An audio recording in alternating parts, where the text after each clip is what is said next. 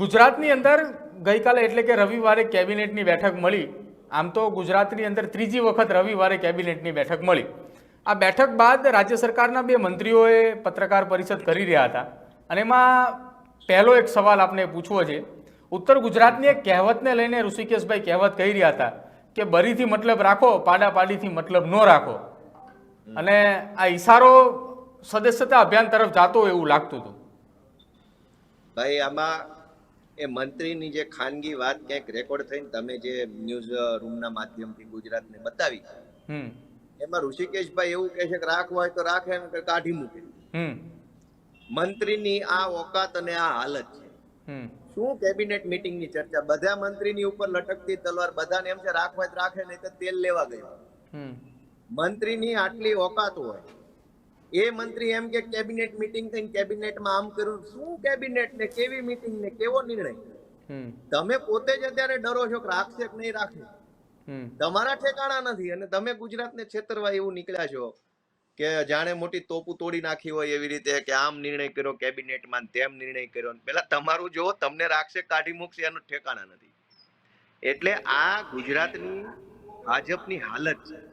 એટલે ગોપાલભાઈ આખી વાત એ થતી હતી કે જગદીશ વિશ્વકર્માએ ઋષિકેશભાઈને એવું કીધું કે ઉપરથી વડાપ્રધાને રિપોર્ટ મંગાવ્યો છે સદસ્યતા અભિયાનનો ટાર્ગેટને લઈને. એમ જે વ્યક્તિને જેટલા મત મળ્યા છે એ વિસ્તારના ધારાસભ્ય એટલા સદસ્ય બનાવવાના છે, આવી બધી વાતો થતી હતી. એમ એટલે સદસ્યતાનો ટાર્ગેટ નથી પૂરો થયો આવી વાત છે.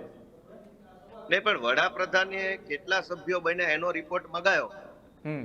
એના કરતા એવો રિપોર્ટ મંગાયો હતો કે કેટલા ખેડૂતોને પાક નુકસાનીનું વળતર મળ્યું, કેટલા ગુજરાતના યુવાનોને નોકરી મળી, કેટલા યુવાનોને શિક્ષણની વ્યવસ્થા મળી, એનો રિપોર્ટ મંગાવવો જોઈએ ને વડાપ્રધાને. કે ગુજરાતમાં કોઈ દુખી તો નથી ને, એનો રિપોર્ટ આપો. ગુજરાતમાં કોઈ આપણી વિધવા બેન સહાય વગરની વંચિત તો નથી ને, એનો રિપોર્ટ આપો.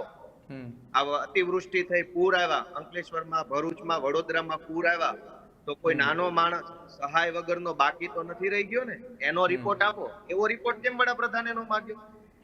વડાપ્રધાને કેમ એવો રિપોર્ટ માંગ્યો કે સભ્યો કેટલા બન્યા? મતલબ તમારે ગમે તેમ કરીને મારી મચોડીને ધમકાવી ડરાવીને સભ્યો બનાવવા છે, પણ કામ નથી કરવું. આનો મતલબ તો એવો જ નીકળે ને જગદીશભાઈ જે કાંઈ કીધું એનો. એટલે ત્રીજો એક સવાલ કે કાલની કેબિનેટની અંદર ઓપીએસ ને લઈને એક નિર્ણય કરાયો. એ નિર્ણયની અંદર સિતારાઓ બધા ટીવીમાં ચમકવાની વાતો કરતા હતા કે એમને કોને બોલાય, ટીવીમાં ચમકવાની વાત કરે છે, આ બધી ચર્ચાઓ થઈ રહી હતી. એટલે કાલની કેબિનેટની બેઠક પછી પ્રેસમાં એકારે 3 મુદ્દા થયા. શું 3 મુદ્દા આવ્યા? પહેલો મુદ્દો બરીથી મતલબ રાખો, પાડાપાડી છોડી દો. બીજી આ સદસ્યતા વાળી વાત થઈ. અને ત્રીજી એ વાત થઈ કે જે લોકો વિરોધ કરી રહ્યા હતા કે જૂની પેન્શન યોજના અમને લાભ મળવો જોઈએ એમ, તો કેબિનેટની અંદર એને મંજૂરી આપી. અને પછી ઋષિકેશભાઈ પ્રેસ કરતા હતા એ વખતે 2-3 જણા આવ્યા હતા એ જે વિરોધ કરતા હતા, એ તો કે એમને કોને બોલાવ્યા એમ, એમને તો આ ટીવીમાં ચમકવું છે એટલા માટે આવ્યા છે એમ. 3 પ્રશ્નનો હું તમને જવાબ આપું કે ભાઈ બરીથી મતલબ રાખો. અમારે કાઠિયાવાડમાં એને બળી કે બળી બળો એ બાજુ ર બોલતા હશે. એટલે ભાજપ વાળાનું એવું કહેવાનું છે બરીથી મતલબ રાખો, મતલબ લૂંટા એટલું લૂંટો, કોના ખિસ્સામાંથી જાય છે એની ચિંતા ન કરો. આ ઋષિકેશભાઈ નો કહેવાનો અર્થ એ છે બધા ભાજપ વાળાને બળી ખાઓ, પાડો કપાય છે, પાડી કપાય છે, એની ચિંતા તમે ન કરો. આ એનો અર્થ એવો છે. સદસ્યતા અભિયાનનો વડાપ્રધાને રિપોર્ટ જે માંગ્યો એનો તમને મેં જવાબ આપ્યો કે પૂરમાં કેટલું નુકસાન થયું એનો રિપોર્ટ લેવા વાળું કોઈ નથી. સભ્યો કેટલા બન્યા એનો રિપોર્ટ લેવાની હવને ચિંતા છે. તો આ ગુજરાત માટે દુઃખનો, શરમનો અને દુર્ભાગ્યનો વિષય છે કે મંત્રીઓની ચિંતા એ નથી કે જનતાની પીડાનું શું થશે. મંત્રીની ચિંતા એ છે કે સભ્યો બન્યા કે નથી બન્યા.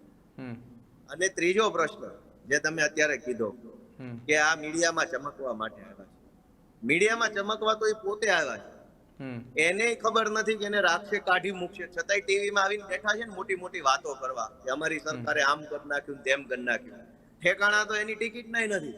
એ પોતે કે છે કે રાખવાય તો રાખે, નહીતર કાઢી નાખે. જેના પોતાના ઠેકાણા નથી એ ટીવી ઉપર આવીને જાહેરાત કરે છે કે સરકારે આમ નિર્ણય લીધો, તેમ નિર્ણય લીધો. તો ટીવી ની અંદર બોલ બચ્ચન કરવા માટે કોણ આવ્યું કહેવાય? કોણ ટીવીમાં ચમકવા માટે આવ્યું કહેવાય? પેલા ભાઈ તમે શું કામ ટીવીમાં? પેલા તમારા ઠેકાણા કરો ને, જાઓ સભ્યો બનાવો ને, તો તમને કર ભેગા થઈ જાય. તો આ ભાજપ વાળા જે છે ખરેખર બહુ તકલીફ આ છે કે એમને સત્તાનો અહંકાર ચડી ગયો છે. દરેક માણસને ધૂતકારે છે, દરેક માણસને અપમાનિત કરે છે. માણસની એના મનમાં એક મત આપવાના મશીનથી વિશેષ કોઈ વેલ્યુ નથી. એટલે આવા અહંકારી લોકોને, આવા સત્તાનો જેના મનમાં અભિમાન ભરાઈ ગયું હોય તેને વહેલી તકે ઘર ભેગા કરવા જોઈએ. અને ફરીથી હું પાછી મારી એક મૂળ વાત કહી દઉં કે આ જેટલા સુરતના ભાજપના નેતાઓ છે, કેશુભાઈ પટેલના નામને લઈને અત્યારે બધા જે નીકળી ગયા છે, એમાં તમે એક વસ્તુ સમજો, મોટા ભાગના ભાજપના નેતાઓએ પોતાની પ્રાઇવેટ કોલેજો કે પ્રાઇવેટ સ્કૂલો કે પ્રાઇવેટ યુનિવર્સિટીઓ કે પ્રાઇવેટ હોસ્પિટલો ખોલી છે. મોટા ભાગના એ બધા જ ભાજપના નેતાએ પોતાની પ્રાઇવેટ સ્કૂલ, કોલેજ, યુનિવર્સિટી કે હોસ્પિટલ ખોલી એને એના પોતાના બા બાપુજીના નામ આપેલા છે. રમેશભાઈ હોસ્પિટલ ને, ચંદુભાઈ હોસ્પિટલ ને, જમનાબેન હોસ્પિટલ ને, ગંગાબેન હોસ્પિટલ ને, એના બાના બાપુજીના નામ આપ્યા છે. તો અંદર ખાને એ બધા જ ભાજપ વાળા સમજે છે કે બા બાપુજીના નામ છે ને ભવ્ય ઇમારત ઉપર લખાય, ધૂળ ઉપર ન લખાય. પણ કેશુ બાપા એટલે કે ભાજપના બાપાનું નામ લખવાની વાત આવી તો ધૂળ ઉપર લખવાની કોશિશ કરે. તો તમે જે કેશુ બાપાના હાથ ને પગ પકડીને રાજકારણમાં આવ્યા, સફળ થયા, ભ્રષ્ટાચાર કરીને રૂપિયા કમાયા, એ રૂપિયાથી જે હોસ્પિટલ ખોલી ત્યાં તમારા પોતાના બાપાનું નામ લખવાના બદલે ભાજપના બાપા કેશુભાઈ નામ લખવું જોઈતું હતું. ભાજપના નેતાઓએ રાજકોટમાં, અમરેલીમાં, ભાવનગરમાં, સુરતમાં હોસ્પિટલો, યુનિવર્સિટીઓ અને સ્કૂલ કોલેજો પ્રાઇવેટ બનાવી છે. તો આપો એ બધાને Keshubhai Patel college, school, university નામ. ત્યાં તમારા મમ્મી પપ્પાના નામ લખવાય. પણ ભાજપના પપ્પાનું નામ છે એ તમારે ધૂળમાં લખવું. તો આમ આદમી પાર્ટી વતી ગોપાલભાઈ ઇટાલિયાને આ વાતનો સખત વાંધો છે, કેમ કે કેશુભાઈ પટેલ અમારા આદરણીય નેતા છે, અમારા સમાજના આગેવાન છે, વડીલ છે, અમારા ખેડૂતોના આગેવાન છે. એનું નામ ધૂળ ઉપર નહીં લખવા દેવામાં આવે.